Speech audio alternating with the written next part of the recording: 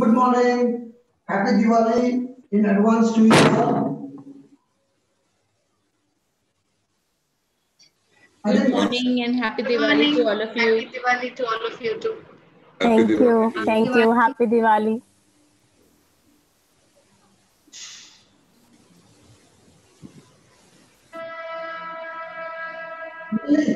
Are you there?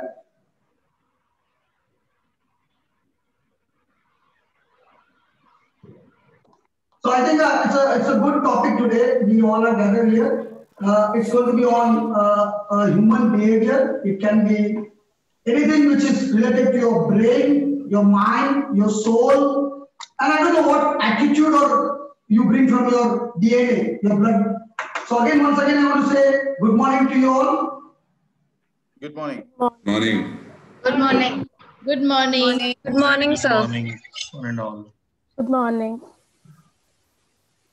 Douglas Adams once said, human beings who are almost unique in having the ability to learn from the experience of others are also remarkable for their apparent disinclination to do so.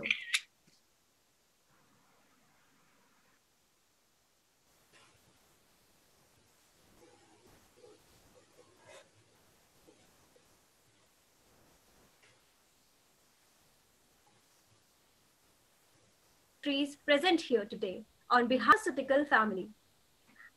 I Modi and a young talented entrepreneur, Mr. Rajiv R. Modi. I, Anjali Ladwal from Indian Institute of Management, Amritsar, along with my co-interns, Drashti Mehta from Indian Institute of Management, Visakhapatnam, and Rupal Bhatt from Indian Institute of Management, Visakhapatnam, are delighted to welcome you all to this intriguing session organized by IRM Group and the Cadila Pharmaceutical family. Thank you each and every one of you for gracing this event with your warm presence. Some people dream of success, while others get up early in the morning and make it happen. This is proven by the IRM Group and Cadila Pharmaceuticals. पूरे IRM group और कैडिला करता है इनके मुख से निकले अनमोल वचनों की सराहना। पूरे IRM ग्रुप और कैडिला करता है इनके मुख से निकले अनमोल वचनों की सराहना। क्या होता है आदर्श गुरु, ये हम सब ने आपसे जाना। We take immense pleasure in introducing you our mentor, Mr. Johnson Matthew, the CHRO of IRM Group. Perseverance, strong work ethics, and positive attitude are some of his exclusive superpowers, which made him the heart of IRM Group and Cadila Pharmaceuticals family. His ability to translate the vision into reality is quite flawless. We are blessed to have a mentor like Mr. Matthew, whose aura is unique like a blue diamond. May I also take a moment to thank him for making this most awaited event happen and guiding us through it all seamlessly. This theme for the ladies and gentlemen is human behavior. We are looking forward to hear from some of the eminent personalities and industry professionals who have gathered with us here. Today, I would now like to begin by introducing to you our guests for the morning. Our moderator for the day is Ms. Kruti Pathak, founder, High on Humans. This dynamic lady is expert in bringing value to business through people enrichment. Her deep understanding of complete HR function with amazing PR skills. A very creative hand with great sense of maturity is quite remarkable. Ms. Kruti's success is a clear reflection of her pride, effort, and passion. We welcome you, ma'am. To make this day even more spectacular, we have with us someone who is not less than a superwoman, Ms. Ivona Bukenzig, HR Manager, Finergy Petroleum. She has incredible passion for people, their development, and HR function in general. Ms. Ivona is a thorough and a thoughtful leader who has repeatedly proven herself to be an ambitious and tenacious in her professional pursuits. We welcome you, ma'am. It's rare that you come across standout talent like our next prominent speaker for the day, Miss Ife Iyadi, HR Manager, Tolaram Group, Nigeria. With the wealth of solid HR experience, she is considered as one of the most dedicated and highly motivated HR professional who is always ready to go extra mile without fail. A very warm welcome to you, ma'am. हार के मुंह से भी छीन लेते हैं जीत, ऐसा है इनका खास हुनर. हार के मुंह से भी छीन लेते हैं जीत, ऐसा है इनका खास हुनर. कहलाते हैं ये दुनिया के सबसे प्रभावशाली एचआर प्रोफेशनल में से एक. ऐसा है इनके व्यक्तित्व का असर. I take a great pride in introducing to you our next lead speaker for the day, who is loved to be called as an ideapreneur, Dr. Sanjeev Dikshit, Global President and Human Capital Management, Cadila Pharmaceuticals Limited. Various awards under his belt, such as 100 Most Influential Global HR Professional Award, World's Greatest CHRO Award, are like cherry on top. Mr. Dikshit, sir, has blessed this world with one of the most acclaimed book, Plan C, which is just incredible. We welcome you, sir. We are pleased to announce our next speaker of the day, Mr. Amit Bose, co-founder of Emotionally, an online emotional health platform for providing various personality development, training, and coaching. His great persona and a remarkable leadership quality led him to work extensively in India and across all Asian countries. Mr. Amit is a great philanthropist and believes in upliftment of society, working as a founding member of IIM Pact, an NGO providing free primary education to poor girls in rural India. A very warm welcome to you, sir. इनका हार ना मानने वाला जज्बा बनाता है इन्हें बेमिसाल. इनका हार ना मानने वाला जज्बा बनाता है इन्हें बेमिसाल. पहुंचाया इन्होंने कर्नावती को सफलता की नई ऊंचाइयों पर, हटाकर सब मुश्किलों का जाल. I am talking about the man who is full of optimism, integrity, and unwavering determination. He is none other than Mr. Amit Doshi, COO, Karnavati Pharma Machinery Division. His brilliant glow of achievements lights the way to his success. He is a masterpiece who believes in positive thinking and strongly believes that everything is possible when your mind and body strives for a common goal. We welcome you, sir. Now, I would like to request Drashti to take it forward. Thank you, Anjali. It takes courage to embrace the possibilities of your potential, and our next leader is expert in doing this. I'm talking about Dr. Tejal Shah, founder Prana Unlimited. The real secret to her success is enthusiasm. As a counselor, psychologist, and yoga therapist, she is helping with her professionalism in enlightenment of mankind. We welcome you. The next speaker in the panel is someone who has built the foundation of excellence through his quality of actions and integrity of his intent. Dr. Dinesh Chandak, SBU head of CAD Agro Tissue Culture. True stars like him rise to the top not by chance, but through utmost passion and purpose. Confidence is a plant of slow growth, but from its flowers, a leader, Dr. Chandak, emerges. A warm welcome to you, sir.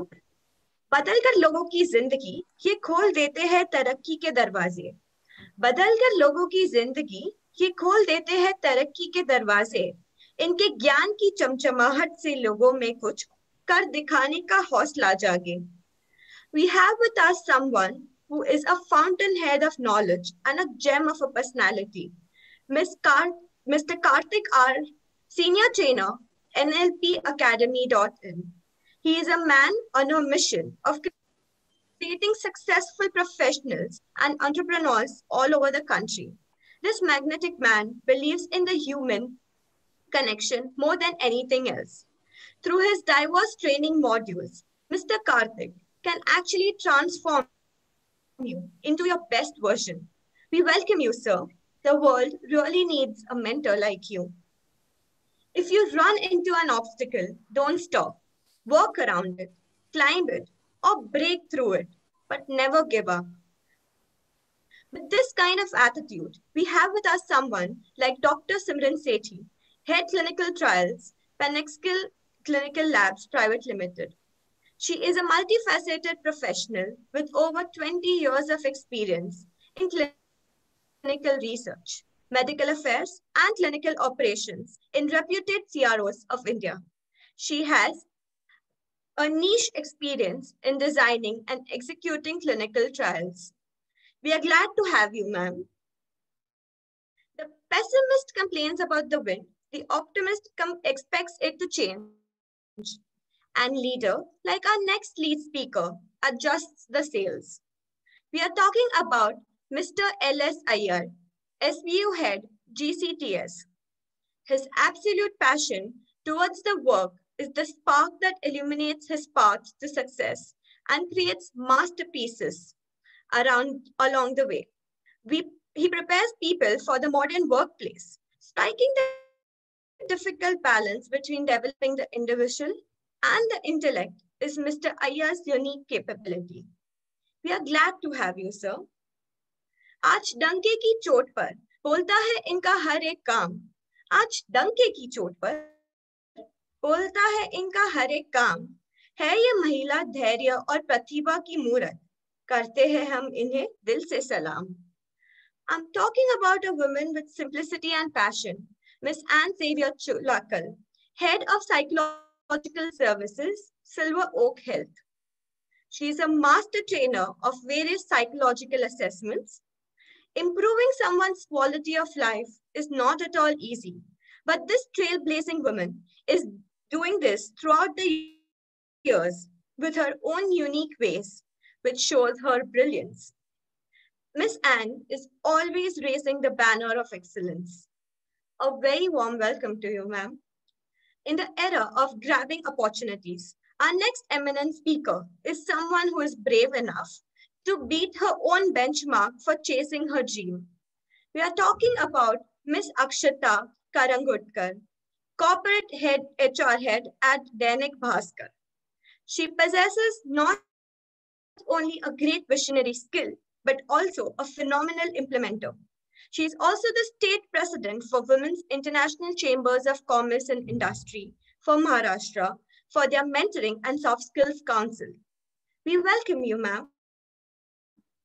I would now like to request Rupal Bhatt to take it forward. Thank you, Drashti. देकर भारत को शिल्पी जैसी सामाजिक film छुए इन्होंने लाखों दिलों के तार. देकर भारत को शिल्पी जैसी सामाजिक फिल्म छुए इन्होंने लाखों दिलों के तार.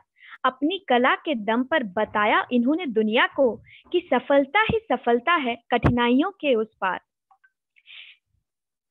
It's our pleasure to introduce one and only Ms. Richa K. Bhatt, CEO Keshav Production Private Limited. She has proved the mettle of Indian cinema through her latest documentary Shilpi.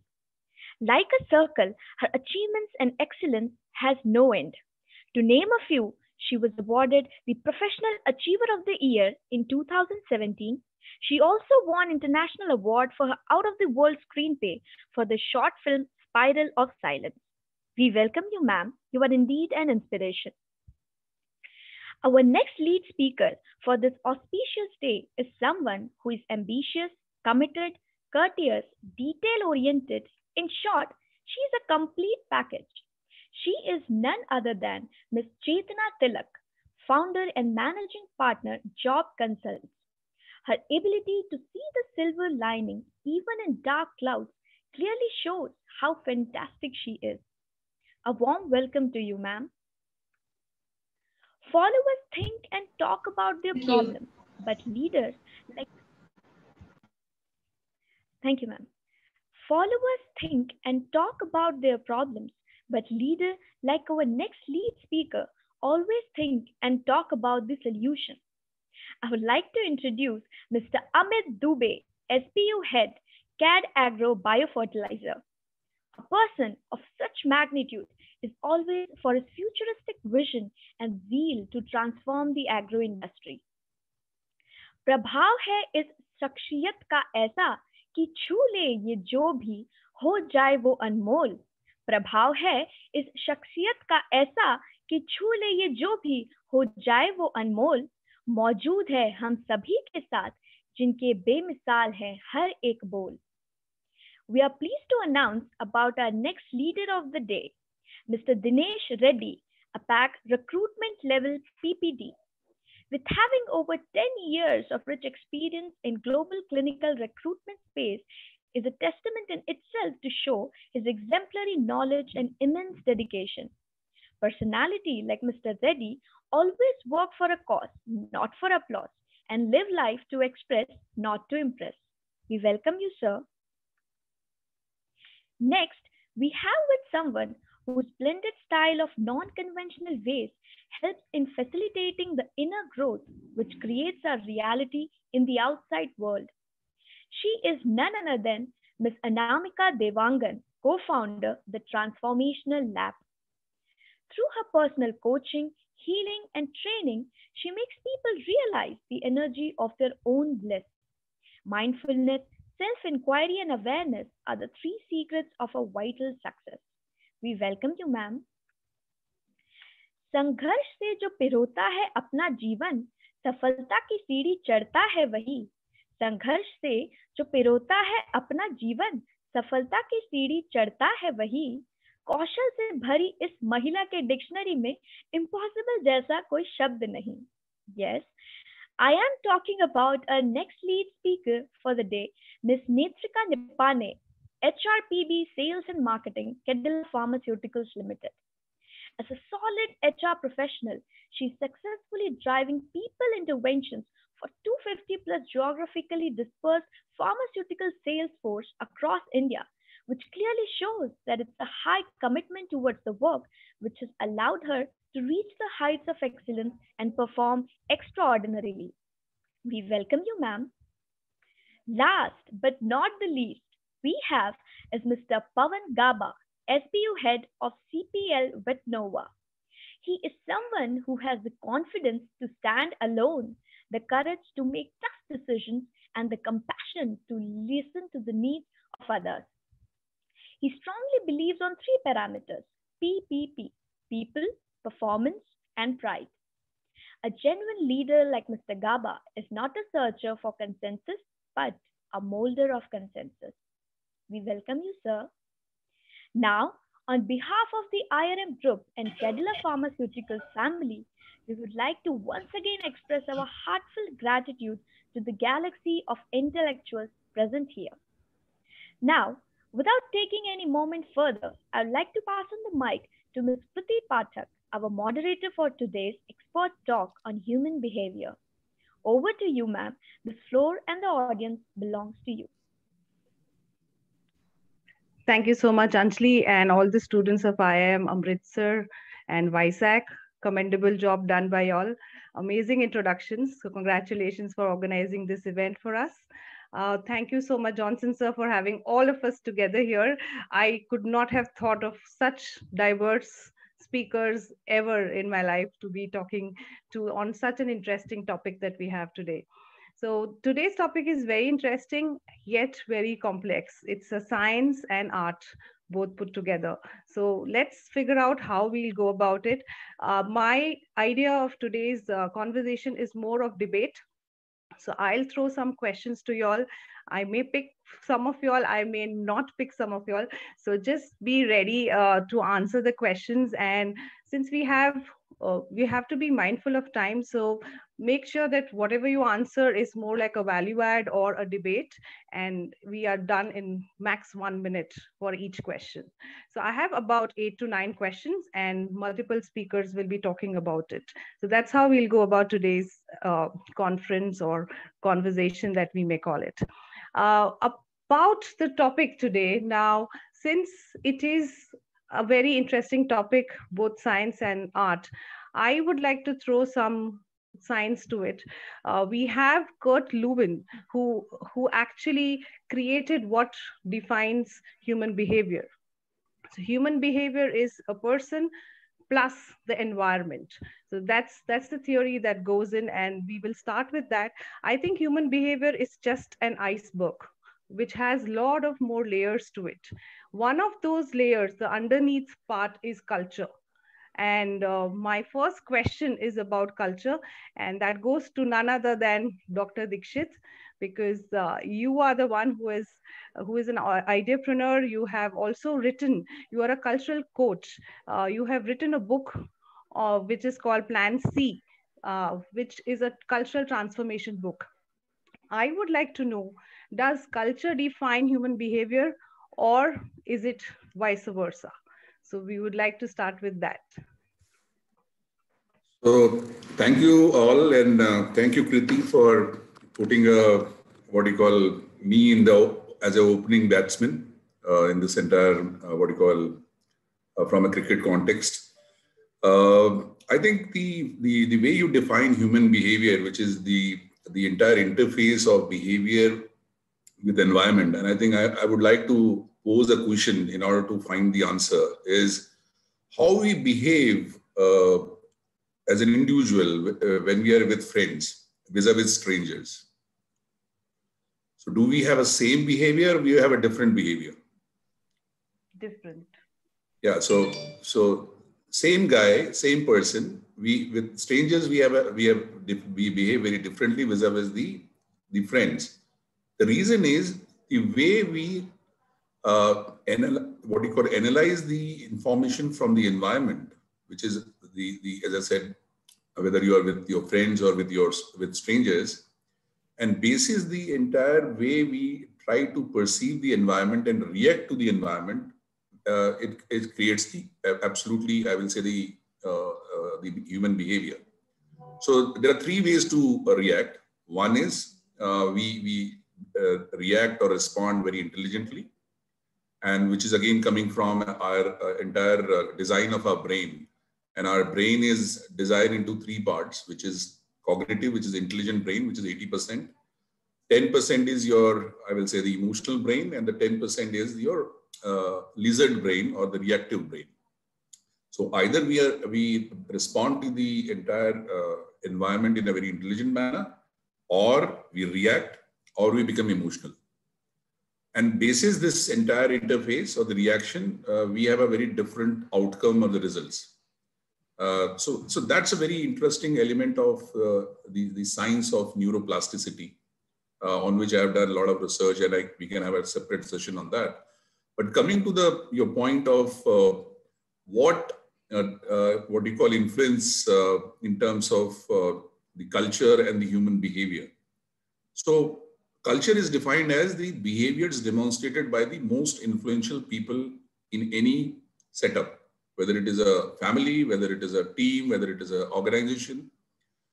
So father sets the culture for the family, CEO sets the culture for the organization, as simple as that. Now, the entire environment which is created by this kind of a role modeling of behaviors, that creates I will say, the culture of either inspiring very positive and passionate behavior, or it can also create a lot of toxicity in the way people feel and experience in any kind of such environment. So culture is an environment, and basis the environment induces the you can say experience to human, the behavior accordingly changes.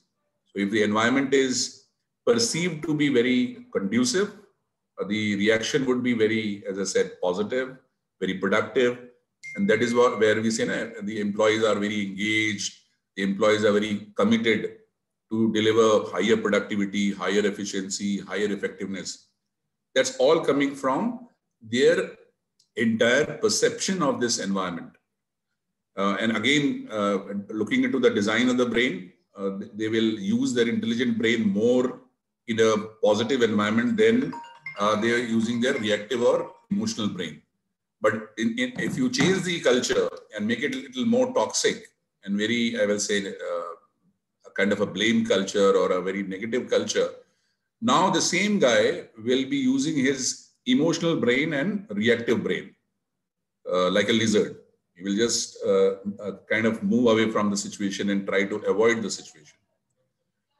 So the limited point I'm making to begin the entire debate or the discussion which we are having today on human behavior is the human behavior is a function of how he or she perceive the environment, and basis the environment, the entire responses to the environment is decided basis again the usage of the brain. And that is where you say this culture is very productive because all the people are very passionate and inspired, or this culture is not very productive. And that is what the crux or core of my book, Plan C, which come out of the research of last 24 years of corporate work and 47 years of life in this planet.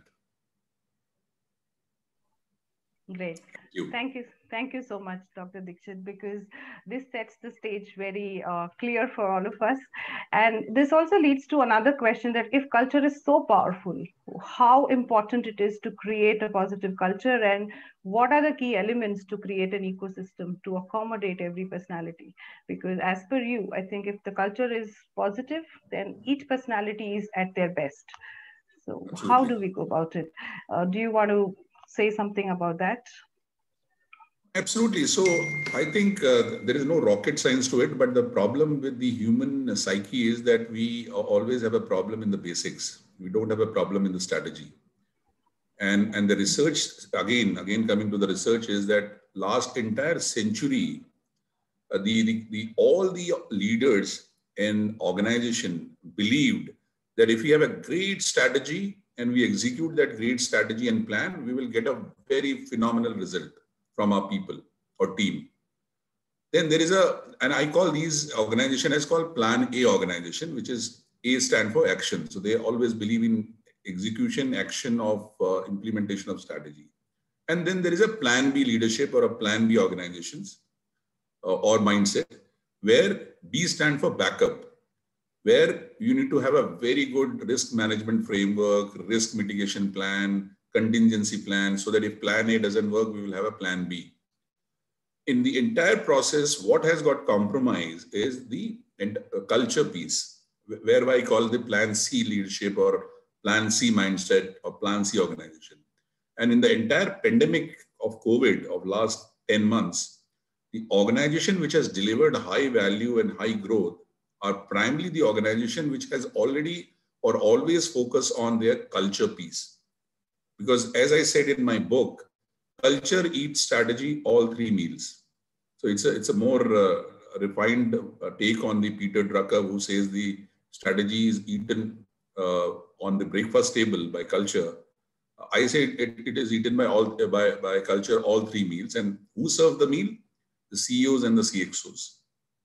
So primarily, if we have to make it positive, the 3 things the leaders have to do is, 1, role model, as I said, values-driven behavior, which is, as I said, high level of ethics, high level of integrity, walk the talk.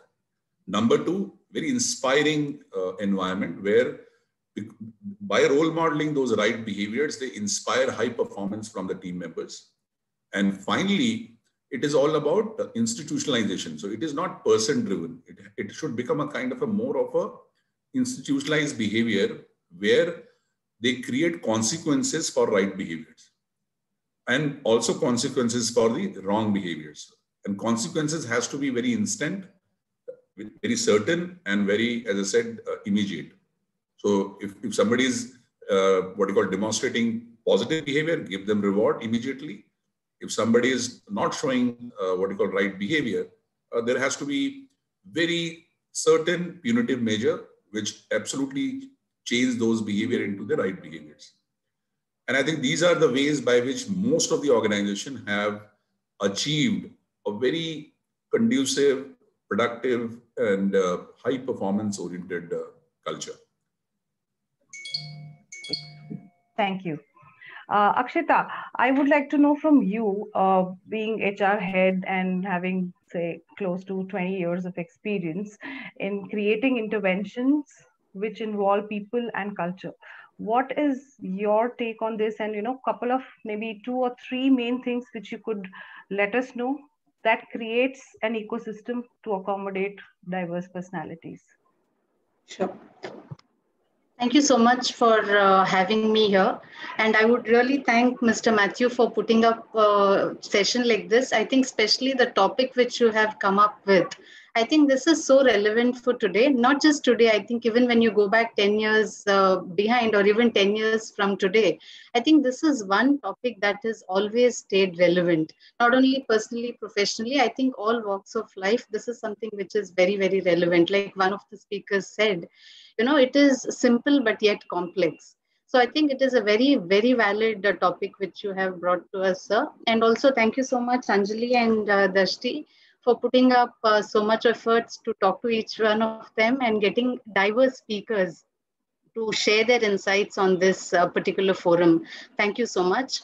And coming back to this question about creating an ecosystem, or maybe how do you accommodate people from various backgrounds? So I think thank you so much, Sanjeev sir. I think you shared a lot of insights. Even today, I think when we go back and talk about our families, I think the corporate is very similar to that. I think it is like a huge family. In olden days, if you see, we did have a joint family. So people were from a very different background, but then everybody were together. There was one person who was the head of the family. So every time there was a conflict, or if there was any important decision the family had to take, I think they would go back and talk to this person, and this person would come up with a lot of views. The person would talk to everybody. Usually it used to be the grandfather in those days, or maybe father. So they would talk to people, they would understand everybody's point of view, and then they would come back and tell you what is that you should do. I think that is very similar to what is to happen today in corporates. I think when we call, many a times in organizations, we have a vision statement, which we say, it's a family. So when we say an organization is a family, I think we should truly live up to that and create a culture that makes you feel one. You need to feel, being as a family. We can't just say it for the sake of it. And when I enter or when I come to work every day, I do not feel that. So that cannot happen. So even here, as Sanjeev sir rightly said, if there is a CEO, or if there is a head of department, or if there is a senior most person, it is completely this person's responsibility to ensure that each and every person, it just can't be a lip service. Each and everybody has to live by those values. So there are people who are diverse. I think we need to understand each one's strength. We need to ensure that those people have their independent thinking, people have their own thoughts. We need to ensure those are respected. At the same time, there is a common goal which all of us want to achieve. So without losing that individuality, we need to see how people can contribute. I think this is one thing I would say. So many a times what happens is we want to try to be someone else. So many a times it happens, especially when we are talking to youth today, when you ask them about their strengths or what is that they want to do, the first thing they would have reference to someone whom they would want to be. There's nothing wrong in it. But then in this entire process, you're losing your individuality. I think I would say we need to create a culture or create an environment where every person is confident to be themselves. I think we need to promote that. I think that is too important in an organization. I think same is valid even when it comes to a family. Each one is different, each one is unique. So without losing that individuality, how you will be able to make person contribute? I think that is what as leaders, or maybe as people leaders, we should do. Great. I think, Akshita, this is very rightly said, because we usually find that cultural fit, and in that fit, we tend to make the person change, and we try to make that person something else just to fit in the organization. Maybe we need to relook at even that, because we need to maintain that essence of individuality and diverse background to ensure that the person gives more cultural value add rather than being a fit. So So here I'm not saying you don't have to, I'm not saying you shouldn't have role models. So many times when I talk about this, immediately students are quick enough to ask you, are you saying we shouldn't have role models? Definitely you need to have role models. You need to pick up good things from them. But in that entire process, you don't have to lose your individuality. I think be yourself and ensure, embrace yourself and learn all those what you like from others and, be unique. That is a simple point I think I would want to make. Thank you so much, Kruti, again for the question. Great, thank you.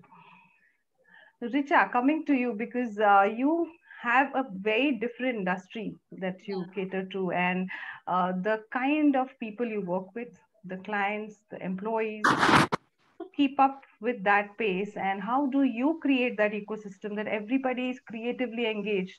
I find it so difficult with whatever little creativity I work. How do you manage it? What are your mantras? Yeah, I think I'm just really happy to be able to speak about this topic because it's a matter of my personal research that I have done over the years and really try to understand how to make people come together when they come from such diverse backgrounds, dreams, ambitions, social environments, and so on.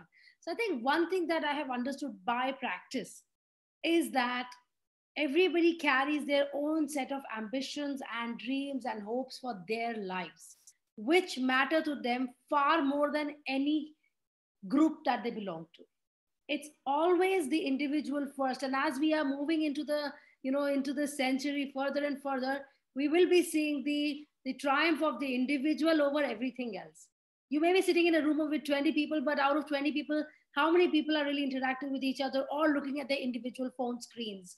That is the biggest, sign of this. So we are moving to a world. It's almost like the second Renaissance coming into the world. So I think that what needs to happen is that for any organization of any sort, whether it's a family, it's coming together of any number of human beings. It could be a family. It could even be two people who are in love with each other. Even for a couple to come together, there have to be a few things, which is something put forth by Maria Montessori, a German scientist. Very beautifully she put it, that for every environment to be successful for a child, there has to be a prepared environment.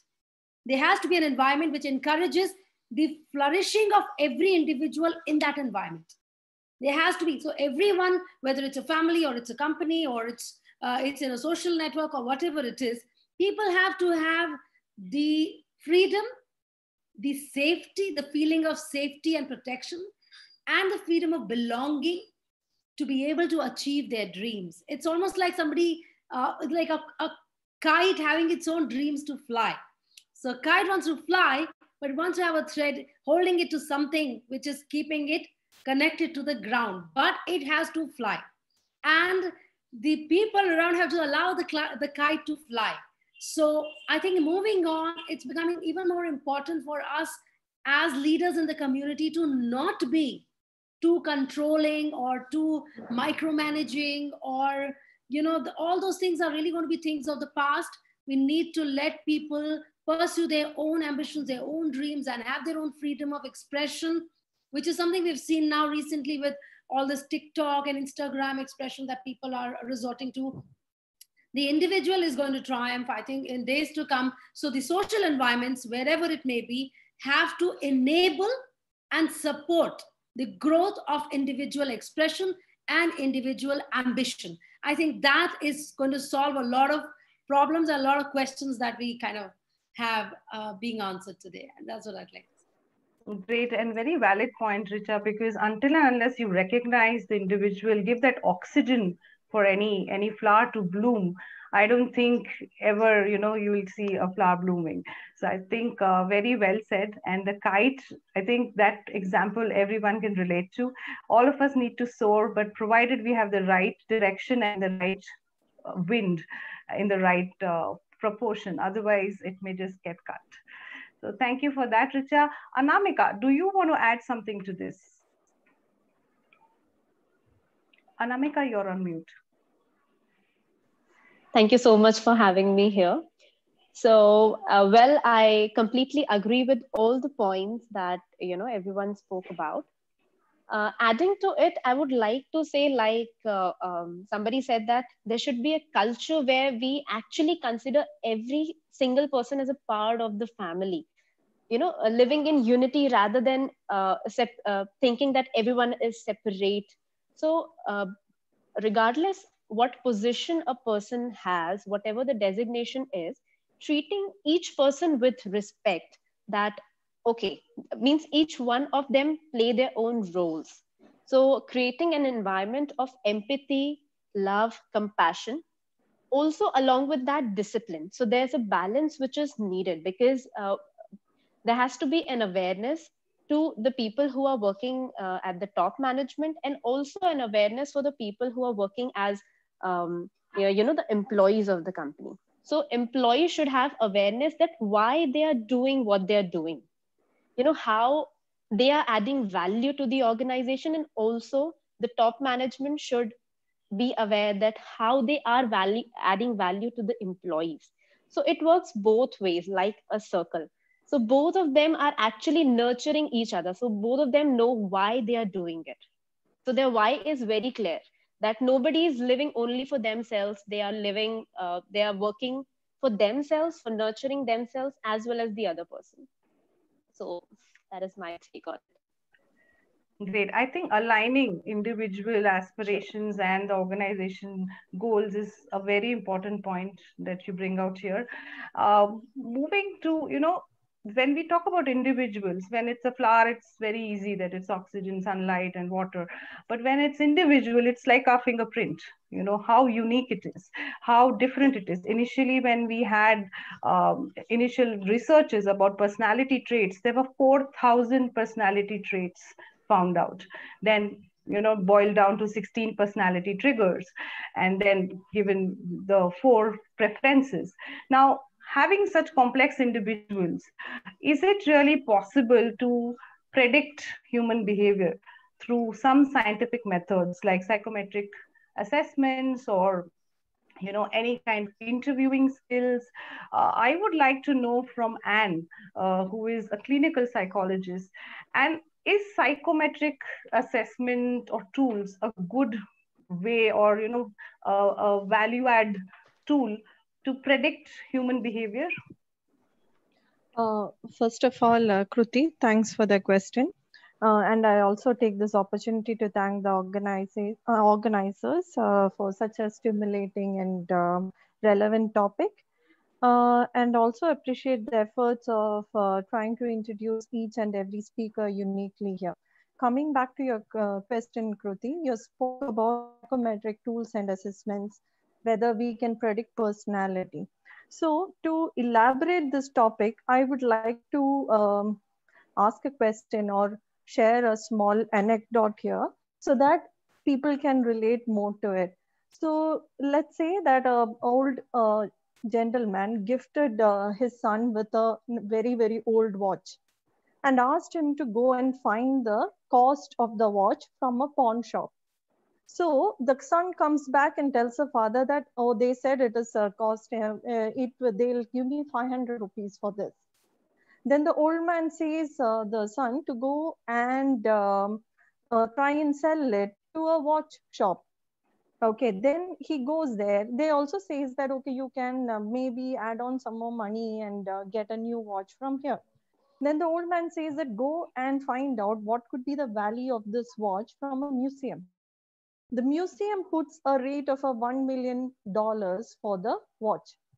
So I would say that psychometric tools are like that.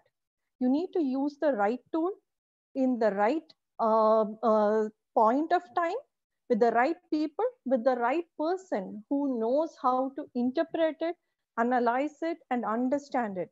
Then the predictive value of any psychometric tool used will be really, really good.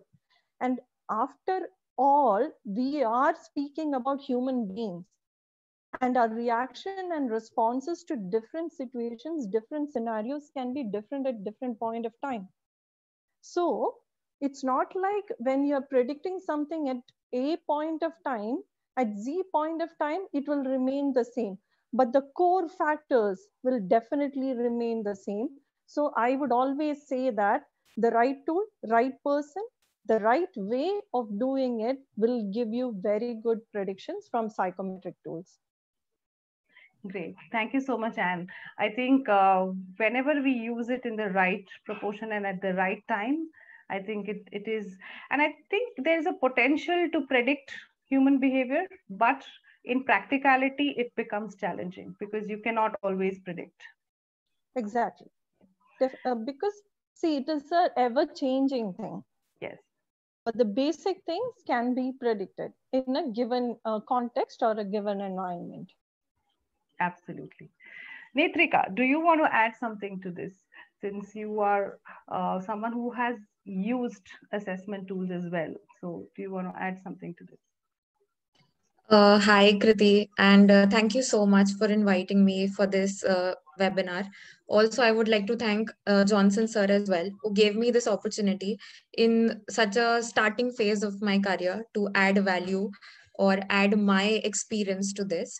So what I believe is that definitely agreeing with what Anne added to this point, I would want to say that more and more organizations have increasingly relying on the psychometric assessments these days. Also, it helps in keeping the human errors out or the human biases out of the hiring process. Also, their effectiveness in mapping the right talent, and it has helped in being a game changer in the corporate hiring world. Okay, so I do believe that they help us in making informed decisions while selecting a particular individual or a particular potential employee for our organizations. And it also helps that if any human bias is creeping in, we can analyze those softer elements which cannot be judged by a particular individual, like personality, motivation, leadership, all of this. So a lot of time mirror bias are happening in the recruitment phase. So they also impact your recruitment. Also, this can act as a very effective filter for large organizations who have hundreds of applicants. But when we talk about the accuracy of these tests or the reliability and the validity, so I would also agree with Anne's point that we need to select the right tool, the right assessment for right activity.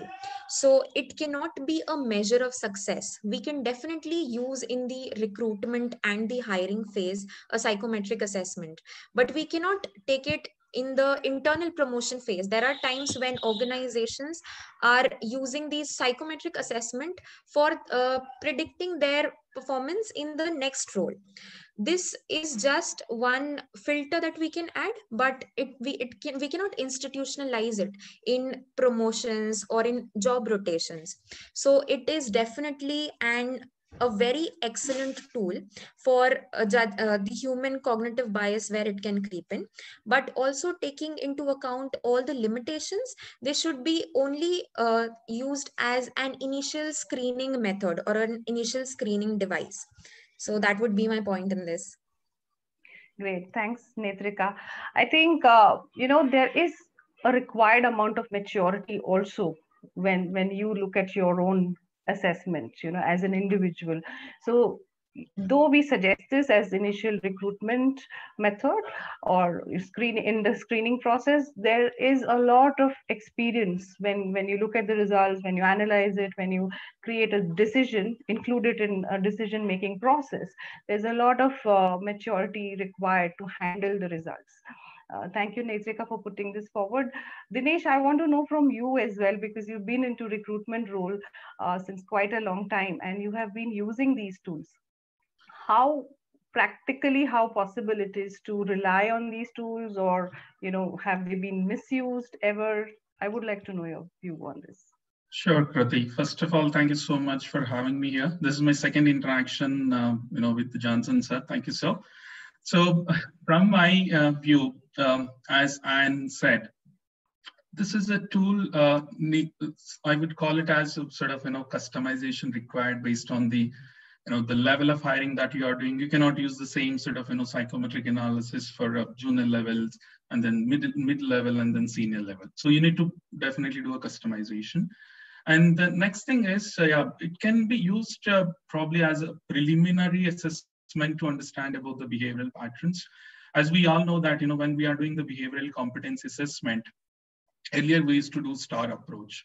There is even further evaluation in STAR approach. Now we are finding STAR approach as a bit less effective compared to previous days, and started moving to a new approach called as PARLA. It is sort of an extension to the STAR approach. So likewise, these behaviors of human is very volatile, right? I mean, candidate to candidate, I mean, they are unique in nature. I mean, each human is unique in nature. So we cannot use the same sort of yardstick to measure, but yes, we can probably try to generalize up to some extent. So in my view, psychometric analysis definitely can be used as a preliminary assessment, but further, if you want to really go for a further analysis and make informed decisions, you need to do furthermore assessments by doing behavioral competency assessments like STAR approach, or as I said, the PARLA approach, which would give you more accurate results. That's my take on this. Thanks, Dinesh, for introducing us to various tools that have been used. Another aspect to human behavior is intelligence. These days, a lot is talked about emotional intelligence, emotional quotient. And there have been studies, there have been researches where emotional quotient, EQ, is always, on top of IQ. I think sometimes it's overrated. And there were a few surveys done after a session where 74% of managers agreed that they would give more weightage to EQ than IQ. So do you have to say something about this, Dinesh, since we are already talking to you? Sure, that's a very good question and very interesting question. In fact, I myself trying to go through that. There is a book called IQ, and I'm trying to read that book and complete my assessment. So very interesting question. So for me, probably I would categorize this into two parts based on the sort of people that you have in your organization. For example, I have a team, whereas I have a team of like 10 people out of 10, 7 are junior folks, and 3 are into leadership role. So I would look for a more IQ from a leadership people, and then more of I would look for a more emotional EQ from leadership team, and then IQ from junior people. And EQ is so important when you are kind of growing up in the ladder, because you need to deal with so many emotions, and you cannot take any decision which might impact your team and even impact your performance and even your organization performance when you are taking some decision by getting into a loop called emotions or something. So you have to be really, really careful, very cognizant of the fact that are you biased by the emotion, or are you practical when you're taking the decision? So I would say that for the junior levels, yes, having a good amount of knowledge on the role, what they are doing, how to enhance the productivity or how to enhance the efficiency and all will matter. But when you grow to a people manager role or somebody who is a leader, definitely they need to have a good amount of EQ, and balancing that is highly, highly important. I know there is no sort of a magic stick or something available how to find it out. You have to go through that journey and understand. But for me, it's highly, highly important. You as a leader keep that, what do you call the ratio very carefully, or managing that ratio very carefully on the job is highly, highly important. As I said, you being an influencing person in the organization, whatever you do, it can be a deal breaker or deal maker as well. So it's highly important you play, or rather strike a balance between these two. Yes, I think the right proportion and balance is the key, because at given point, I don't think you need just one of it. You need both of it, but then the ratios change. Dr. Simran Sethi, I would want to know from you, because you deal with the core subject, and what is it that takes to have a person develop emotional quotient, and is it more required or more important than IQ? Hi, thank you very much. First of all, I would like to thank you, Kruti and Mr. Johnson, to bring me here on this platform. I don't know why my video is not working. There is something wrong with that, but however, I would like to answer this question. Am I being heard? Yes, yes, you are audible. Okay, okay. So there is something wrong with my laptop. What I feel, I'm actually, very much impressed what Dinesh said about having EQ. Um,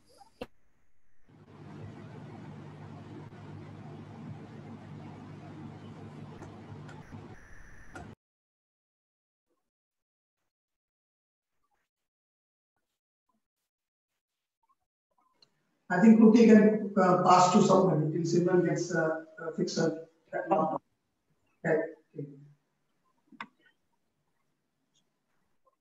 Yeah. Ify, do you have anything to add here?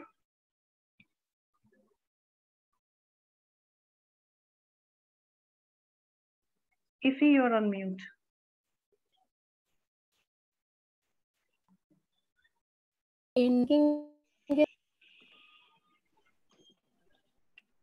Hello, can you hear me? Yes, Ify, you're audible. Okay. So we're still talking about EQ and IQ, right? Hello? Yes. Sorry, can you hear me? Okay. We're still talking on EQ and IQ. That was my question, right? Which is more important? That's the question. Okay. Which is more important? Like the previous speaker said, I do agree that when you get to a certain level of leadership, you need emotional intelligence more. Because you have to deal with a lot of, you're in a strategic position, so you have to deal with a lot of emotions around you. And your emotions transcend down. Like you go into, you want to create a conducive environment, right? So you go into a company and everybody's all tense because, you're working on waters and they're like, oh, I don't know how this person is going to react. Things like that can actually affect productivity in the long run.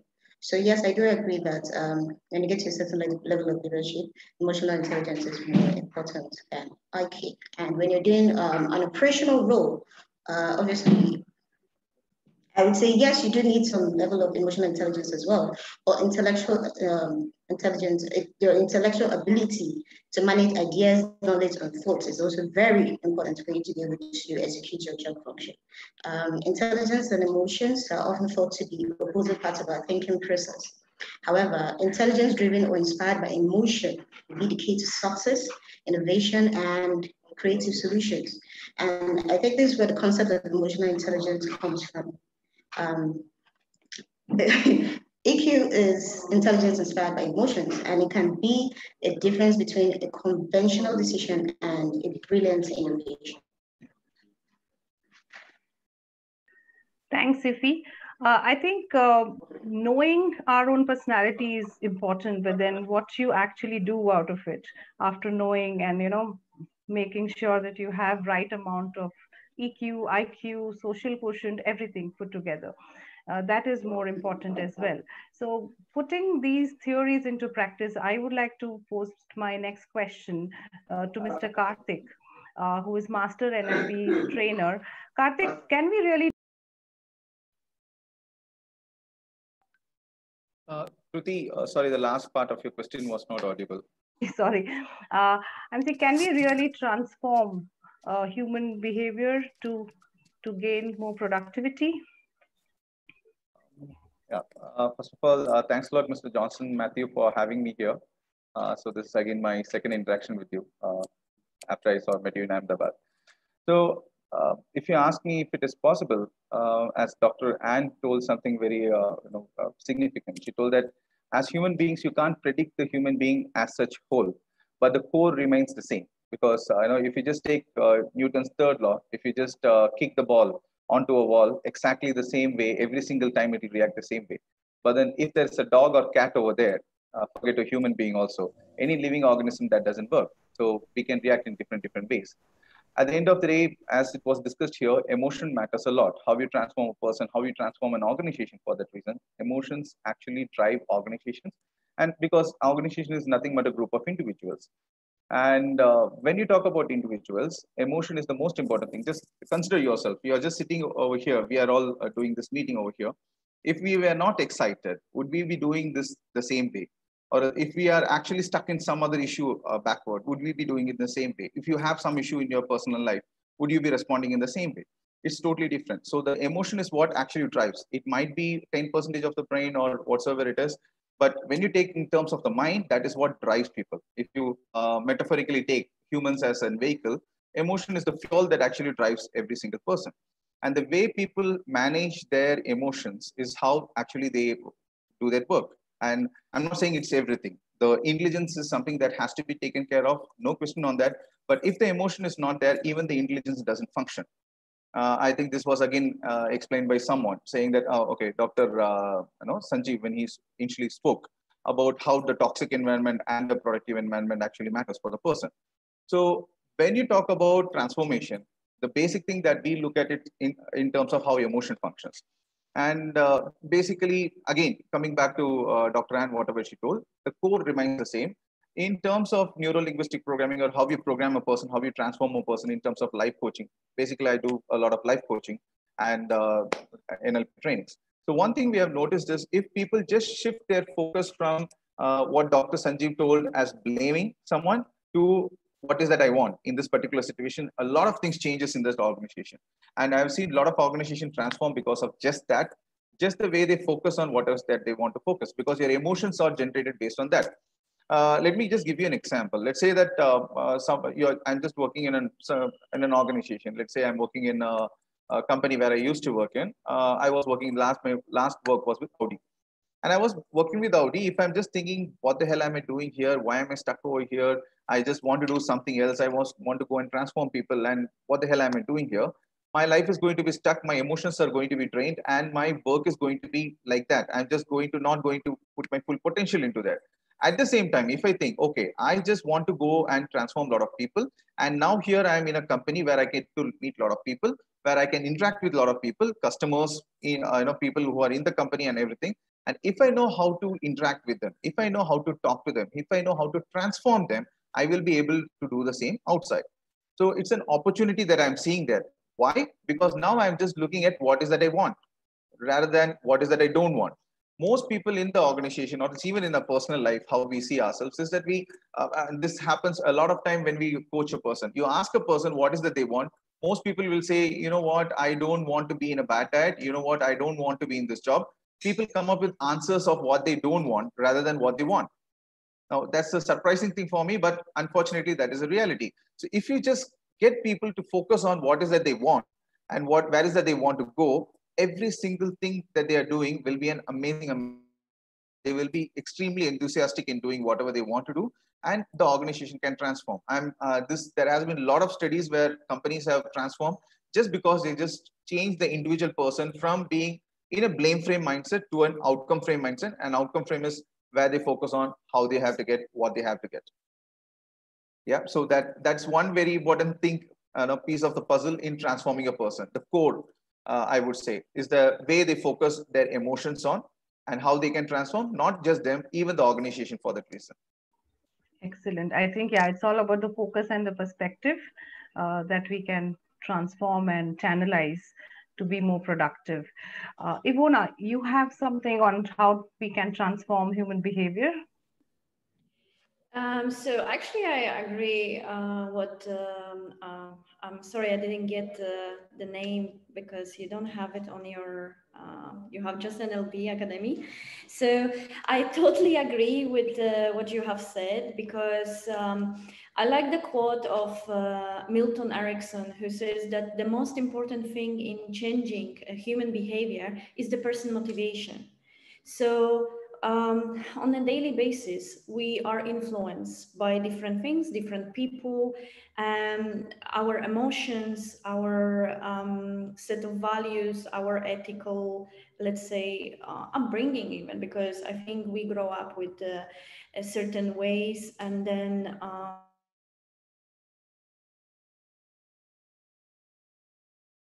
so for me,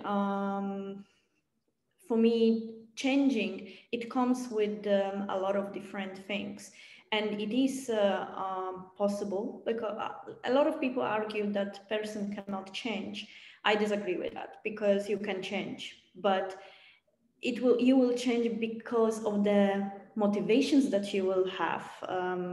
For example, if you're looking at your career, you decide to study one thing, and then after a while you decide that actually this is not what I want, and it happens because of something in between, and that influence the change in you. So let's put it that way. We are in certain sectors that in business that you have to be very driven, and you have to have a less emotional attachment to people, where you have to be driven by numbers. Then if you have certain traits in you that you are more on the emotional side, you would not agree with it, and in some way you will burn out, and you will change, your ways will change. So I totally agree that we have to look more positive at every aspect, and if there is any negativity, we have to look at changing them, because this is how things works in life, and I think we as a human being are very adaptable. So we, throughout the centuries, we changed so many things in our life. So and that's a change, that's a transformation, and that's influenced by our needs, our motivation, our wants, you know. So I totally agree with Karthik, because life is all about changing and transforming and innovating and influencing others, because if you change and change for good, you actually can influence others to do the same. Thank you so much. So yeah, in recent times, I think we all have noticed a lot of change around us, the way we live, the way we communicate. There is a lot of multi-communication. There is a lot of budgeted presence around us when we interact with others. Major point today is the impact, even before the pandemic, is the impact of social media on human behavior. And I would like to know from Chetna, what are your thoughts about the impact of social media on human behavior? Yes. First of all, let me thank you for having me here. I thank Mr. Johnson Matthew for having me here and giving me this opportunity to be a part of the panel. Thank you, Kruti and Alan, to take time out to talk to me before the event and to get to know me better.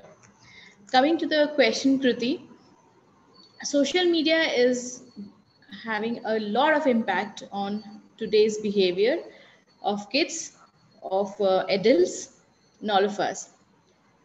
I was doing a study on this, and I found out that we effectively spend 3 to 4 hours of our 24 hours on social media, of which 2 hours is on mobile. So this could be to read news, to play games, to do our work, and for our own self-entertainment. Now, I would like to talk about the pros and cons. It does have pros as well. See, our human mind is basically telling us that, you go with the flow. And especially kids today, when today even the education is online, and they have to use their laptops and mobiles to for the intake of education. So when you're saying them that you reduce your time with gadgets on social media, and on the other side you say that you have to attend your classes, you have to respond to your teachers' queries and be online, be prompt with the responses. So you're giving them you're telling them not to use, but then you're also telling them to be active in so you really cannot cut down on social media today. Let me first talk about the pros of the social media. One, since I'm a job consultant, I'm into recruitment, social media is used a lot today to get jobs. It's easy to get to know of the opportunities in the market. It's easy to reach out to employers very easily. It's easy to share your views and topics. The earlier days, people did not get opportunity to speak or give their viewpoints. But today, an individual is able to very freely express his views to a set of audience, could be his friends, family, and a larger audience. People are able to showcase their talent online, which earlier was not able to do that. They're able to connect with their long lost friends, far away family, relatives. So the reach is very maximum. So these are the positives. Now coming to the cons, I see that people have started depending so much on it, and they're losing the personal touch with humans. It is eliminating the face-to-face interactions with people, and because of which, what is happening, the anxiety levels are going up, the confidence levels with people is going down. There's there's a sense of insecurity. Now we are seeing that even with cybersecurity, you have lots of cases which are coming up, which are malpractices. It's spreading a lot of pessimism around. It is definitely straining your eyes. It's exhausting you totally. One of the research says that the ability to focus on any particular thing what you do is only 8 seconds. So a child, when he's trying to focus on his studies, immediately you will see him finicking and wanting to do something different. He's not able to focus on a particular activity for a longer time. Now that is actually happening because of the effect of media, and I would say the gadgets on them. Hence the circumstances is actually becoming gray for millennials. So I think the ideal thing is to balance out. I cannot say that you stop using social media. It is a part of our life today, but balancing it in the right way is the key today. Thanks. Thanks, Chetna. If you had some points to add here. You're on mute. Yeah, okay. Hello, everyone. Good morning. I am 5 hours behind, so it's 8 o'clock here. I want to say thank you to everyone and Mr. Matthew and the esteemed panel members. It's lovely seeing all of you. I'm calling in from Nigeria, Africa. So on the impact of social media on human behavior, when I wanted to research on this topic, one thing I realized is that we often don't consider the complex relationship that each one of us have with the media and how that shapes our perspective of reality. As individuals, we always crave the ability to contextualize our human experience. And as humans, we process media differently. And as a result, we all have unique relationships with media. And because of our perceptions, the word itself diverges from one another. Like all of us seated here virtually, we can be looking at exactly the same image or even watching the same thing on TV or a reality show, but we process emotions differently towards what we see. An example is in Africa, we recently had the Big Brother reality TV show. And one thing I noticed was that in different homes whereby you have people that grew up together, people that grew up with the same culture, the same beliefs, the same perspectives, they all had different people they were rooting for in the Big Brother house. So that shows you that social media has become this pervasive and constant filter on how we see the society and how we see reality as we traverse our different lives.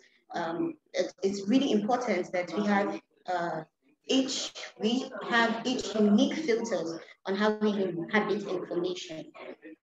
Now, when it comes to trivial things like memes, Instagram posts, like, I love to follow dogs and my sister loves to follow cats on Instagram.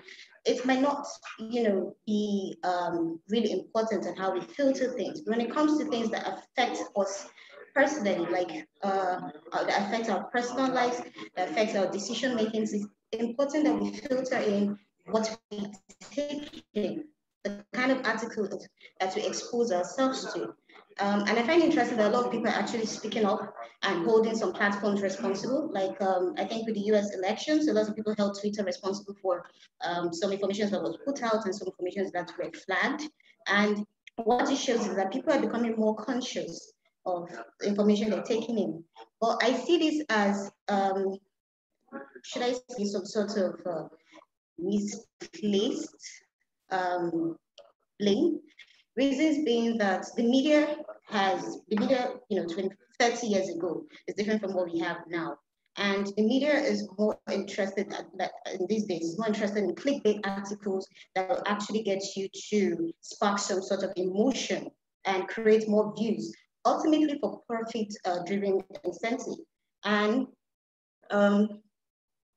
we as individuals personally have to have this, we literally have to have this filter within us, whereby we imbibe information from the media, but we exude knowledge. So they are not influenced. Obviously, the media is there to influence you, but we're not influenced negatively. You notice a lot of people are being influenced. In fact, I can say virtually everyone is being influenced by what they see. And there are a couple of people that have never been to certain places, but because they've watched shows or things like that, they already know how to react. So yes, the media does influence us a lot. And over the years, the impact of social media on human behavior has affected us with our choice of expressing individual opinions, our interactive capacity of human mind, and how we react to things. Unlike 30 years ago, whereby our choice of expressing individual opinions were limited, very limited, basically to the mass media, basically to print media, basically to public surveys and elections. They didn't really have an outlet.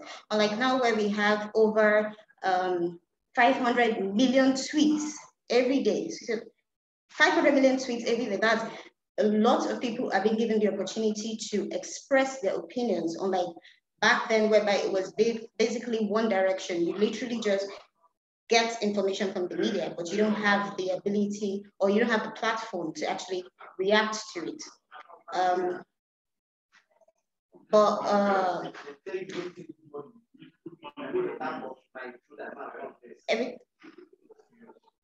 Yeah.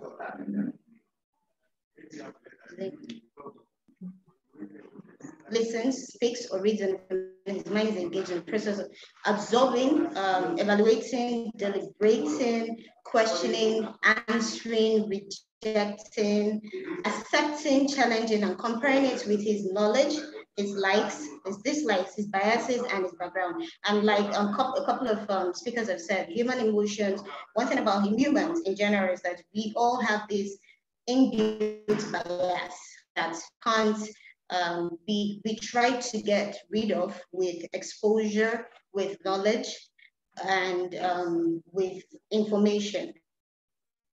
So that is how the impact of media has been on human behavior. Great.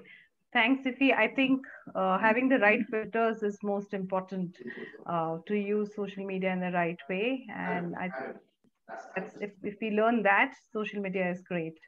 Thank you, Iffy, for your thoughts. Moving to the last leg, I would like to know your thoughts about Dr. Simran, since we have you back. I would like to know your thoughts about the current pandemic and how it is impacting mental health. This is not new to everybody. It's called as second pandemic because mental health is affected and everyone knows. But then what are your observations and top 2 to 3 observations that you would like to share with us? You're on mute.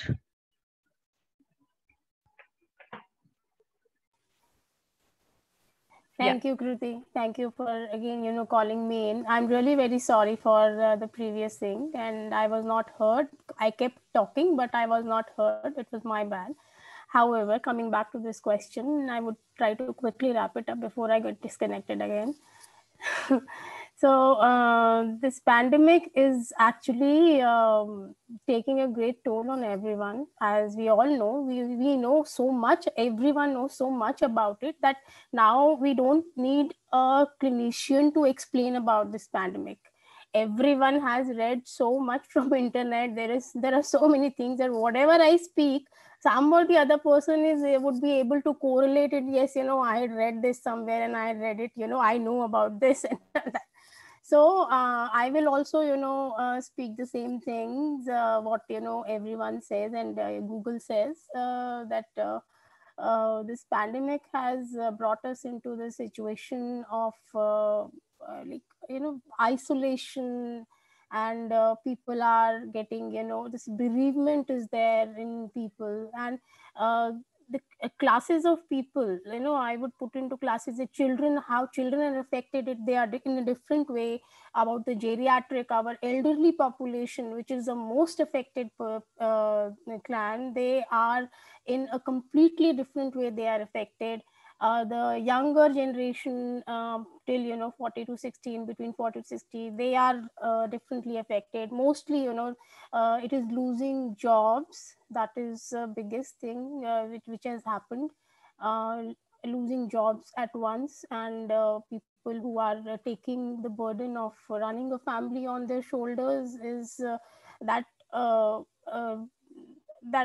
emotion is so hard to put into words, how and what that person is going through, and how he would come back on the track, getting detached from the industry, just at once, and shown a pink slip, and he would deal with it. Definitely he would go into isolation, and when the person goes into isolation, the other things comes in, like they get more dependent on this abuse, alcohol.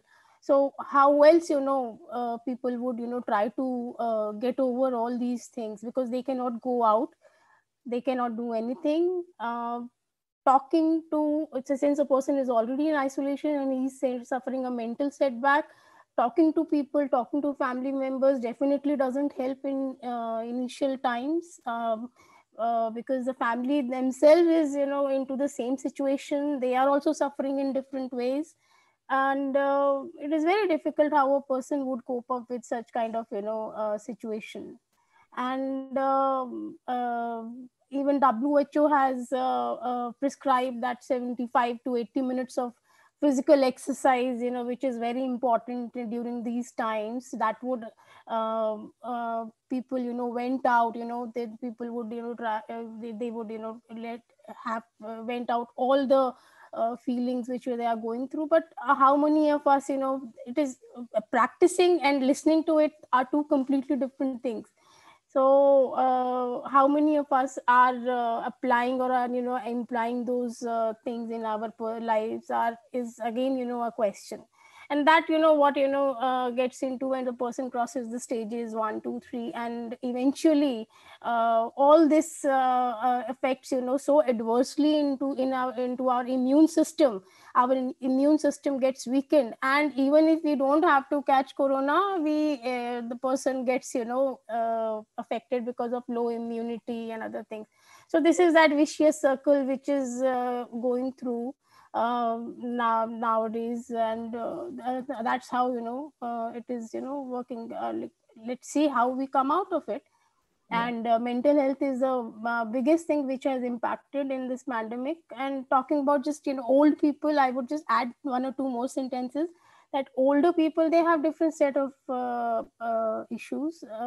One day I was talking to one of my colleague, and we were just debating on how it is affecting. So this the person he said that you see older people have a completely different thing. They are not used to see the younger people at home so much, and in fact it is so happening that because they are seeing this old younger generation at home, and they don't get their own comfort level, because usually when people go out for work, their house is empty, and the older people they have their own comfort level and they spend the day as they want.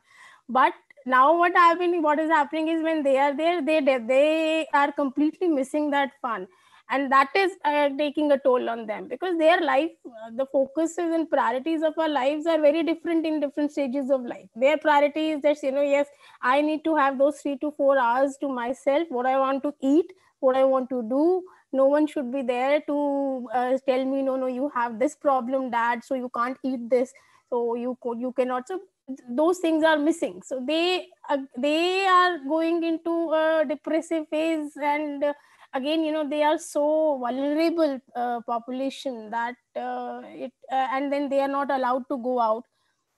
We say that no, you have to stay at home because you would be easily catching infection. That is another thing. So that's how things are moving on. But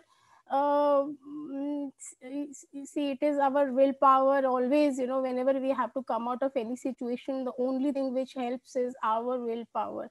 People might give us give us so many advices, but what this is my personal experience, that whenever we are going through the situation, any situation, the only thing which brings me out of the situation is my own willpower and how I start collecting myself back, and I want it to be back on the track. So we all have to work on ourselves physically, mentally.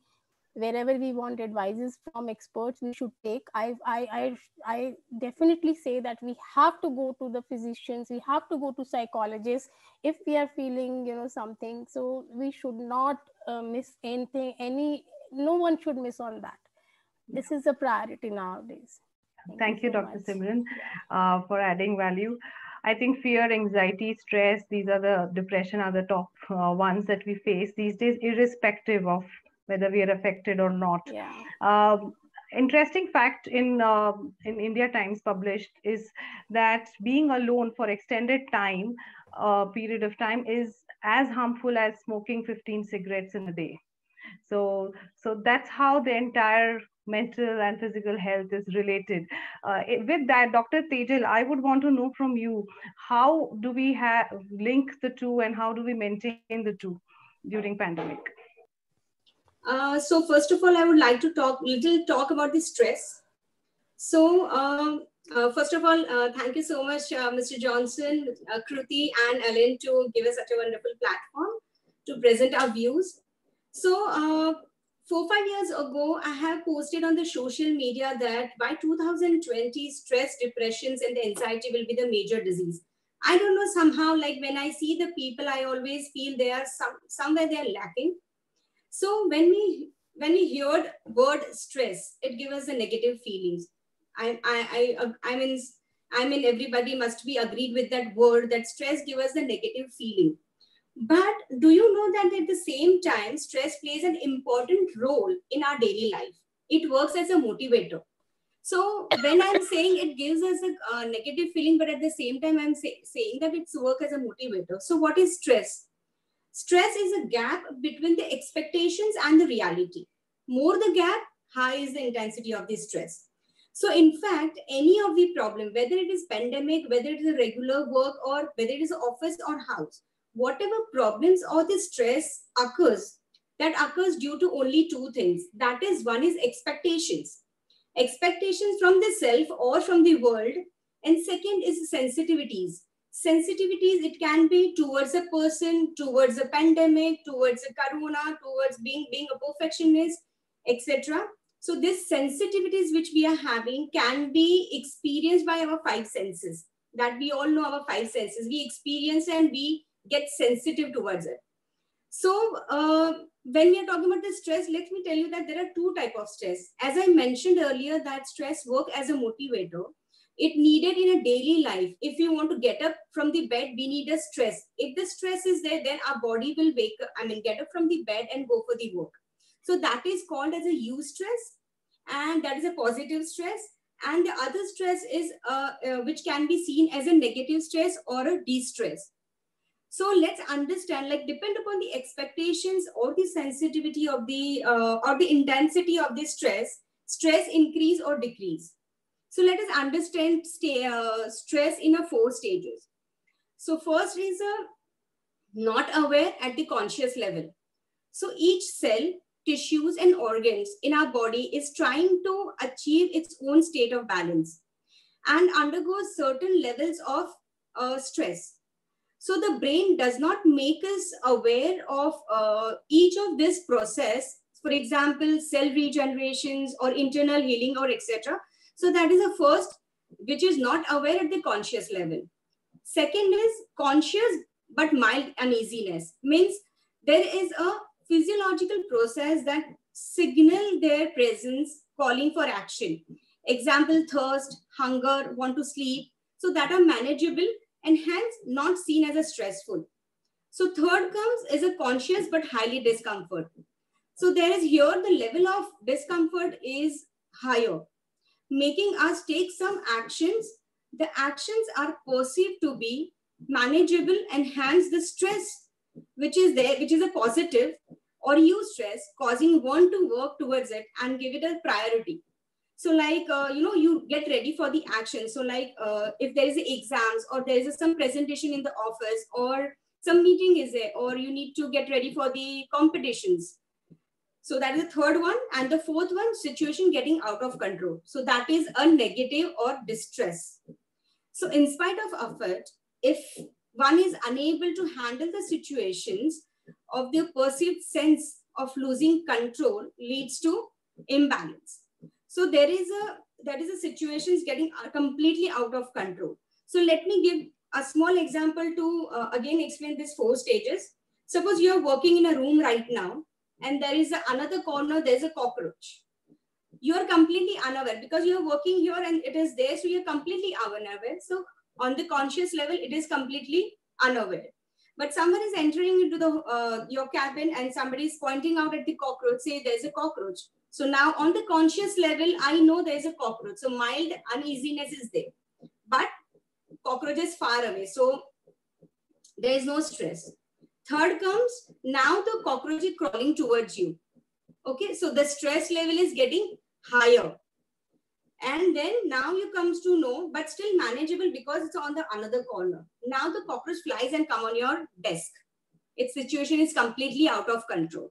So these are the 4 stages on every level of the life. These 4 stages play. If we could manage from first to third, it is wonderful. Otherwise, the situations always goes out of our hand. So this is the way the stress directly related to our psychological level or mental level.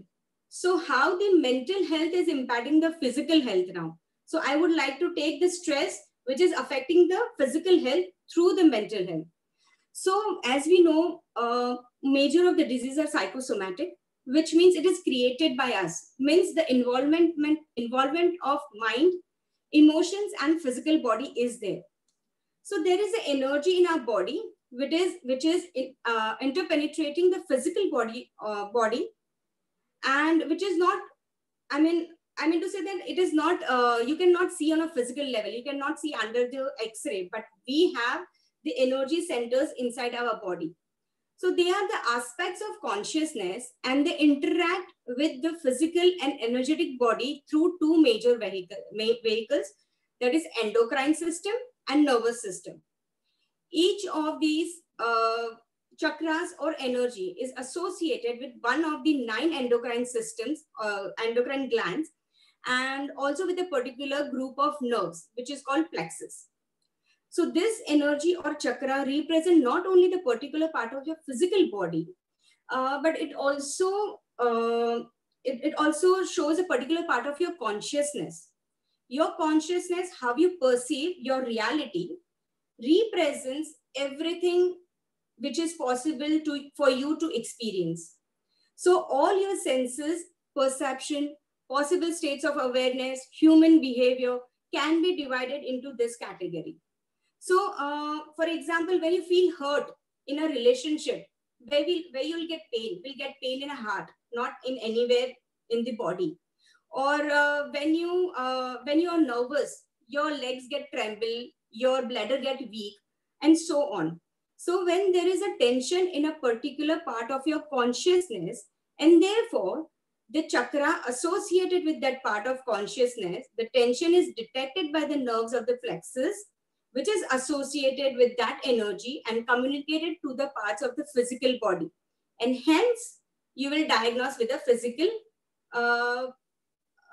any kind of disease or disorder.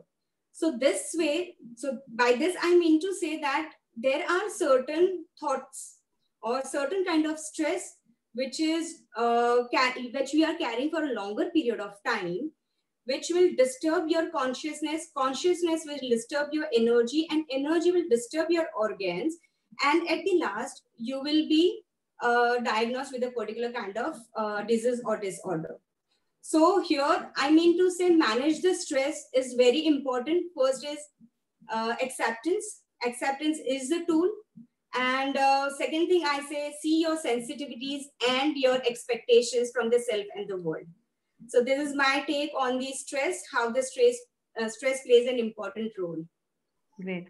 I think Dr. Tejal really explained the science behind how we behave and what happens to us. Thank you so much for that.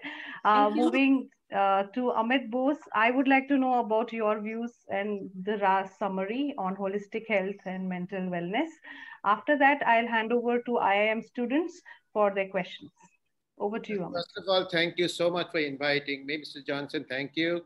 And Aline, I don't think she's here, and Kritika, and congratulations to all the students. That I thought was a very innovative way to introduce all of us. And thank you all the other speakers. One of the good things about going last is you're able to hear all the insightful sort of opinions from all of you. Thank you so much. I happen to be probably the oldest person here with the longest experience. I have 42 years of experience in industry and here and abroad. And we just started this company called Emotionally. It's an online therapy and counseling, but we started in the middle of COVID, in the lockdown. We have 6 partners who have never met physically. I mean, all of us have not met everybody physically as yet, and we are spread over 3 continents. So it's a virtual company set up in a lockdown. And we started it because even before COVID, emotional health had become the largest single disease in the world. And India happens to be the largest mental health problem country in the world. It's the suicide capital of the world, it's the depression capital of the world. In India, depression now and anxiety has exceeded diabetes, cancer, and heart problems. It is also the most untalked disease in the world. There's so much stigma that nobody wants to talk about it. We have worked with about 2,000 managers in different corporates in the last 4 or 5 months, trying to help them in different ways. And my first request, since many of you are operationally involved in companies, is you need to lead to get people to ask help. Okay, today the real need is people to open up, not fear, and come out and ask help. You know, we say when you get a toothache, you don't take out your own tooth, you go to a dentist, right? But when you have an emotional health problem, somehow you're supposed to be able to solve it yourself. Or actually you go to your family member, and frankly, most family members have absolutely no clue how to help. Okay, and they actually give you wrong advice most of the time, not because they don't mean well, but they don't know. Imagine if I went to a family member saying, I've just broken my leg, what should I do? And they say, you know, this too shall pass. It doesn't pass. So, but when it's emotional health, it seems that it can be done all by yourself, and it doesn't get done, okay? At this time, the things are very, very tough. Our estimate is that even after this virus will go sooner or later, right? But the implications on mental health today will last for a very, very long time, okay? Especially the kids. We have worked with kids who are saying, is this my fault? Have I done something so terribly wrong that I can't go out to play? It's like a punishment. You see, many of the little kids think it's a punishment, okay? And somebody talked of neuroplasticity. I think Dr. Sanjeev Dixit talked about it. You know, children at 3 or 4 years old, their brains are adapting to this current situation. So that's when it does. So there are many, many dimensions. But since there are a lot of students here, I would like to give you a couple of advice for the future, okay? The future is nothing that we have seen in the past. We don't know what the future is going to be. The future is going to be different, not only because of COVID. I mean, there's a whole bunch of stuff which is actually changing the whole world. So one thing is that you guys require is adaptability, okay? You need to adapt. Things will change fast. You need to adapt very, very quickly. The second thing is young people, pay attention to your emotional health, okay? And you have to be emotionally resilient, all right? One of the big things is you have to be emotionally resilient. A lot of people are in physical fitness, okay?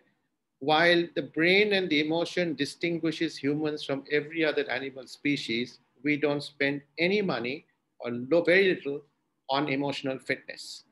And it's quite strange that that's our most important function or feature of the humans is the brain and the emotions, not physics. We'll never outrun a cheetah in a whole life, no matter how many kilometers we run, but we'll outthink every other animal, excepting whereas Martians, whom we have not met as yet, we will outthink everybody else.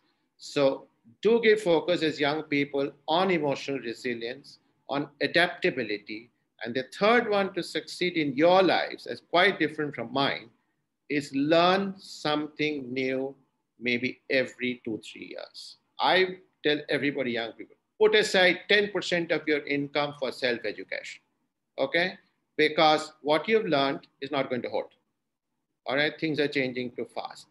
The last thing is, if you all remember, on aircrafts, you're told to put the oxygen mask on first. Not on your kids, not on your parents, nobody.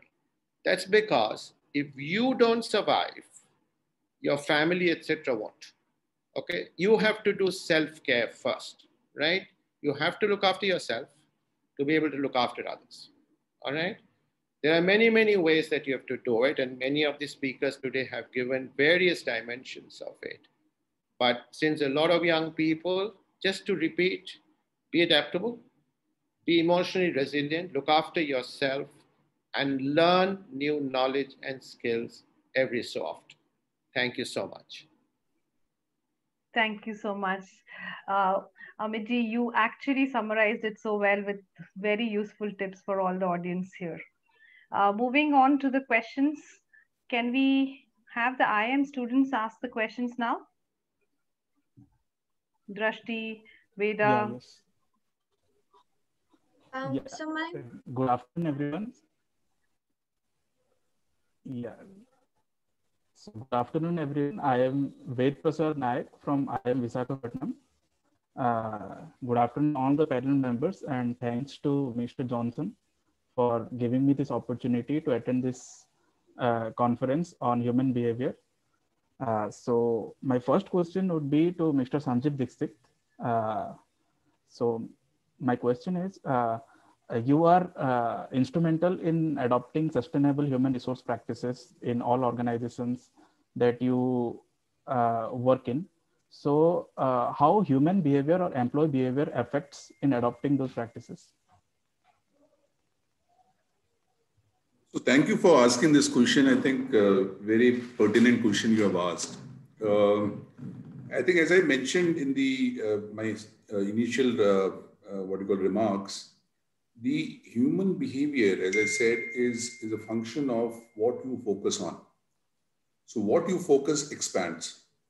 So if the entire emphasis of the organization is to have what you call the best in class practices, and it is getting role model again, as I mentioned earlier as well, by the senior management, by the leadership, it automatically becomes the kind of a norm in the organization that if we are going to follow these practices, which is being role modeled by my manager or by my senior, automatically I will going to achieve a significant improvement in the way I perform, in the way the team perform, in the way the department perform, and ultimately the organization perform. So as I said, it's all about the focus. And I think even if you go into the psychology of the brain, there has been a lot of research which suggests that basis what you give a message to your brain, the brain start focusing on that.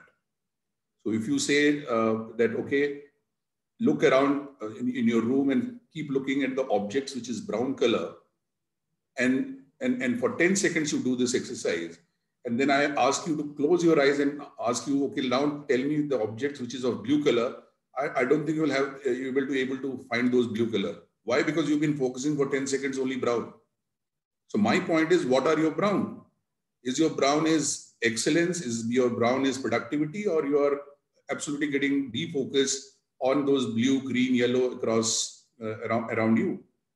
So that's what happens in any organization if you want to have a sustainable improvement. I hope I have answered in whatever form I can answer. Yes, sir. Thank you, sir, for answering. So find your ground. Yeah, thank you, sir. So my next question would be to Amit Doshi ji. Hello, sir. So as you are always instrumental in achieving organizational change for growth of that organization, in any organization you cater to, so how human behavior is responsible in bringing those organizational change, or the employee behavior, how it plays a role? Okay. So I'll give a very short reply to your answer, but I hope it will be relevant also. See, first of all, I believe human behavior, is a reflection of your education and of your upbringing. This is two very important points. Third, which I believe is a culture of an organization. Now, when you have to change the culture of an organization, like many of the speakers who have mentioned here, it starts from the very top. And here you have to be ensuring that you are emotionally very, very stable. Okay. And most importantly, you have to walk the talk. Now, whenever you walk for bringing about a change, there is a lot of hue and cry which is going to happen. But you will have to take criticism along with all the, all the crap that you get. But if you believe that there is a way where you can change, and when you show the vision, see, many a times we don't show vision to our own employees, and we keep the vision to ourselves, because every CEO fears failure. No CEO wants to say that I'm a failure.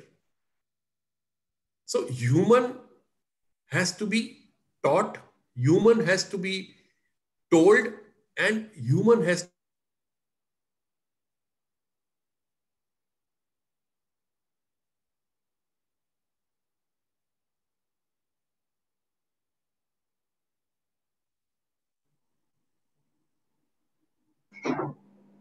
I think his line got disconnected. I think Rashmi, you want to have a question? Fast, quick, fast. Yes, sir. So I would like to ask Akshita ma'am that you talked about diversity and diverse people. So what about how important is diversity of the employees important in making the culture of the organization? I think it's a very good question, Rashmi. Thank you so much for asking. I think if you want same, even when you're hiring, if you get people from different backgrounds, and if you start telling them what you want to do and not letting them what they actually bring to table, then I think you better hire people of without having any specifications. Just hire people from do not have to assess them, just get them on board and just give them a basic training, because if this is what you want to do, then I think you don't have to look at people from diverse backgrounds at all. So this is something which I would tell all of them. So when you're looking at getting people from various backgrounds or diverse backgrounds, you should let them do what they want to do. Yeah. So today in many organizations, what happens is we hire best of the talent, but end of it, we make it so tight for them. We expect everything, what we want them to do. Then I think you don't have to hire people of diverse background at all. It is like, that is where your micromanaging comes into picture.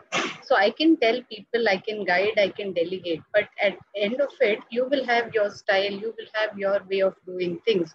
I need to let you do your way. So this is what happens when you're talking to people or when you're talking to an organization. So it is extremely important to hire people from diverse background, but it is more important to let people do the way they want to do things. I think that is where many a times many organizations fail, because they make it so difficult. They have so many processes which defines their way of doing. In that entire event, me as an individual, I am lost. You know, I become one among others. I think that is where I think corporates that have done well are the ones where, you know, they celebrate those differences.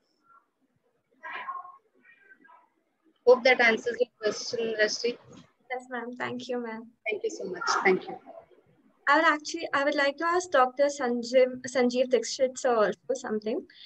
So since will the situation of the COVID pandemic change the company culture for good, as most of them are work from home?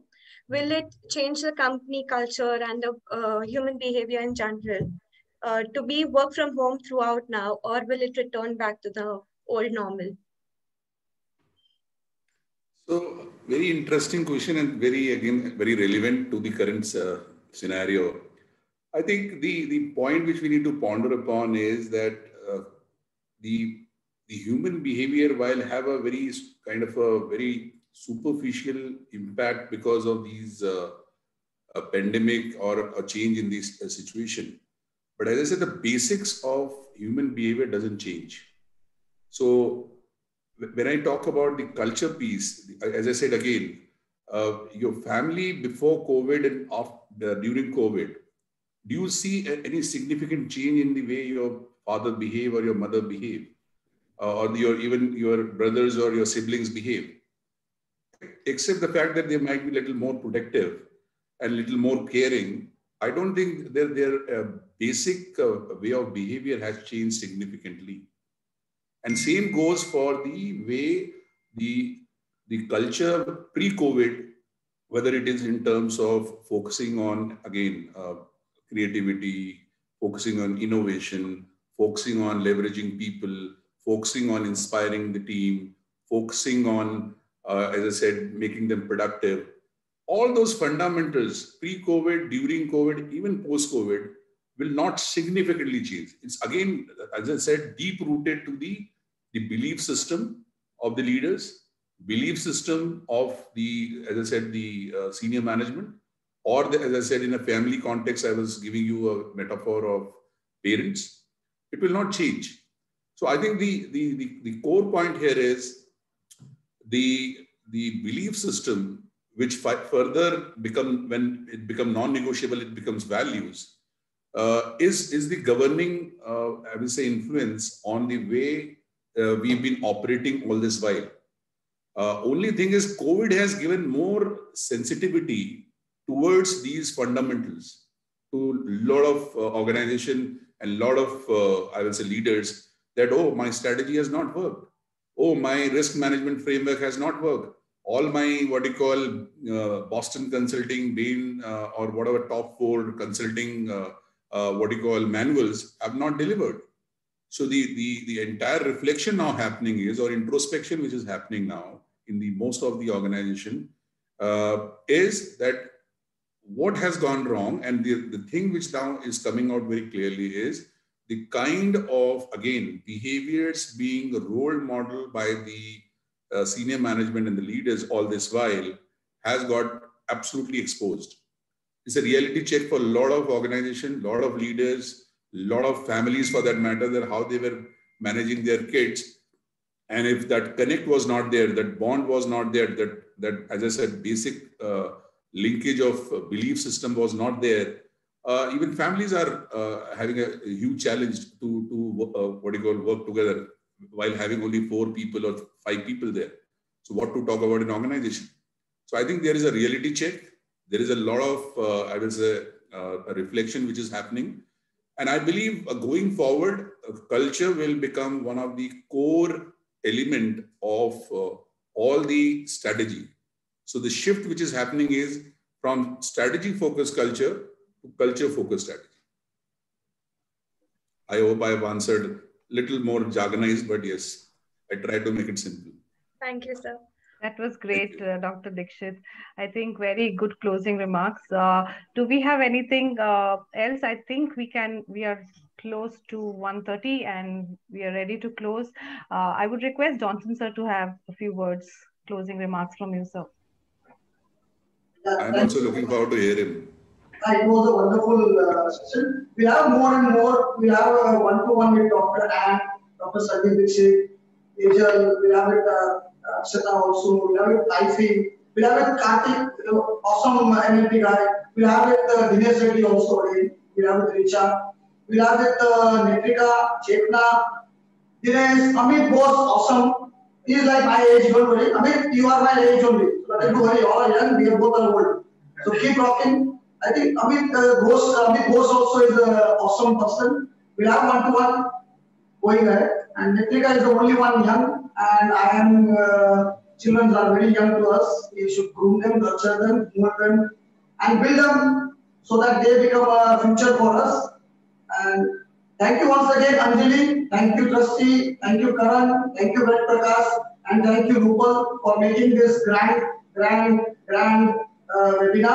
And thank you to IIM across the country. Thank you to all the colleges who are listening to us. Thank you very much. Thanks, Johnson. Thank you all. Age Thank you, Johnson, sir. Thank you. Johnson. Thank you, Mr. Johnson. Thanks a lot. Thank you.